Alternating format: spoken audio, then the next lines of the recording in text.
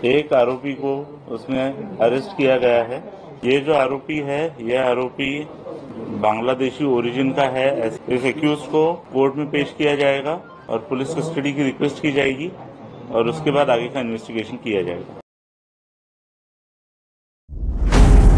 আসসালামু আলাইকুম প্রিয় দর্শক, বরাবর মতো আজকেও ভারত বাংলাদেশ সম্পর্ক ও ভারতীয় ভিসা রিলেটেড একটি ভিডিও নিয়ে আমি আপনাদের মাঝে হাজির হয়েছি। 5 আগস্ট হাসিনা সরকারের পতনের মধ্য দিয়ে শুরু হয় বাংলাদেশ ও ভারতের মধ্যকার সম্পর্কের টানাপোড়েন।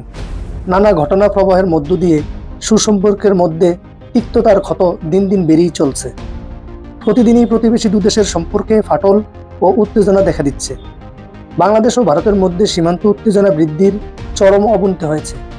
সীমান্তে বিএসএফ এর সাথে ভারতীয় নাগরিকদের অবৈধভাবে বাংলাদেশে প্রবেশ, বাংলাদেশে হামলা, হাতবোমা ও টিয়ার গ্যাস নিক্ষেপ এর কারণে দুদেশের অনানুষ্ঠানিক পতাকা বৈঠকে ভারতীয় বিএসএফ প্রতিনিধি বাংলাদেশের বিজিবিকে এজন্য ক্ষমা সুন্দর দৃষ্টিতে দেখতে অনুরোধ করেছে। সীমান্ত পরিস্থিতির চাইতে বেশি অপপ্রচারে বিভ্রান্ত ছড়াচ্ছে ভারতীয় টিভি চ্যানেলগুলো। প্রিয় দর্শক, আপনারা জানেন গত 15ই জানুয়ারি দিবাগত রাতে ভারতীয় সুপারস্টার সাইফ আলী খানের উপর দুর্বৃত্তের আক্রমণে তিনি মারাত্মকভাবে আহত হয়ে মুম্বাইয়ের লীলাবতী হাসপাতালে চিকিৎসাধীন। স্থানীয় পুলিশ হামলাকারীকে গ্রেপ্তারের সর্বোচ্চ চেষ্টা চালিয়ে 19 জানুয়ারি সন্দেহভাজন একজনকে গ্রেপ্তার করে ভারতীয় পুলিশ। পরবর্তীতে গ্রেপ্তারকৃত দুর্বৃত্তকে জিজ্ঞাসাবাদ শেষে মুম্বাই পুলিশ জানায় গ্রেপ্তারকৃত দুর্বৃত্ত বাংলাদেশি। গ্রেপ্তারকৃত 30 বছর বয়সী দুর্বৃত্তের নাম মোহাম্মদ শরীফুল ইসলাম শেহজাদ। গ্রেপ্তারকৃত ব্যক্তি 6 মাস যাবৎ অবৈধভাবে বাংলাদেশ থেকে ভারতে প্রবেশ করে ভারতের বিভিন্ন স্থানে অবস্থান করছেন। সেখানে সে একটি হাউসকিপিং এজেন্সিতে কর্মরত ছিলেন। সন্দেহভাজন গ্রেপ্তারকৃত শরীফুল ইসলাম শেহজাদ বাংলাদেশি বলে ভারতীয় পুলিশ দাবি করলেও তার কোনো বৈধ এভিডেন্স তারা উল্লেখ করতে পারেনি এবং তারা বলছে এই নিয়ে উচ্চতর অধিকতর ইনভেস্টিগেশন তারা করছে। एक आरोपी को उसमें अरेस्ट किया गया है। उस आरोपी का नाम मोहम्मद शरीफुल इस्लाम शहजाद है, एज 30 ईयर्स।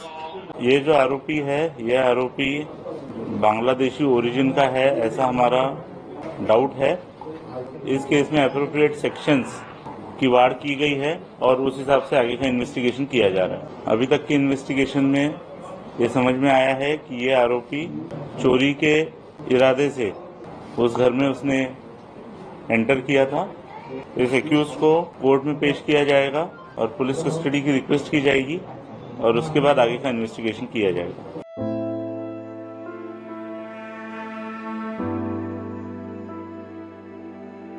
প্রিয় দর্শক, ভারতীয় সুপারস্টার সাইফ আলী খানের ঘাতক হিসাবে গ্রেপ্তারকৃত শরীফুল ইসলাম শেহজাদ বাংলাদেশি বলে নেট দুনিয়ায় ঝড় তুলতে নতুন খোরাক পেয়েছে ভারতীয় মিডিয়া।